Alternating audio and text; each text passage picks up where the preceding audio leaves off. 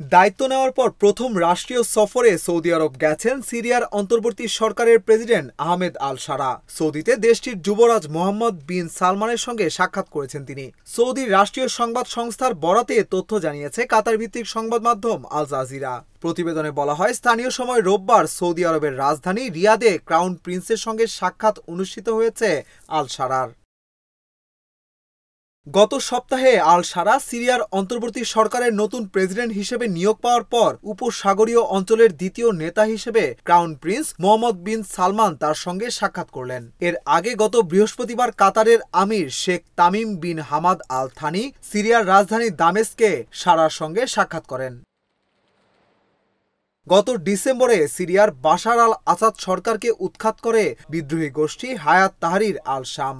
বিদ্রোহী গোষ্ঠীটি বুধবার দেশটির অন্তর্বর্তী প্রেসিডেন্ট হিসেবে আহমেদ আল শারার নাম ঘোষণা করে। আনুষ্ঠানিকভাবে অন্তর্বর্তী প্রেসিডেন্ট নির্বাচিত হওয়ার পর সৌদি আরবের বাদশাহ সালমান ও যুবরাজ মোহাম্মদ বিন সালমান তাকে অভিনন্দন জানান। সিরিয়ার আসাদ সরকারের বিরুদ্ধে অভিযানে নেতৃত্ব দেওয়া হায়াত তাহরির আল শামের নেতা আল শারা ক্ষমতায় আসার পর থেকে আরব ও পশ্চিমা বিশ্বের নেতাদের কাছ থেকে সমর্থন পাওয়ার চেষ্টা করছেন।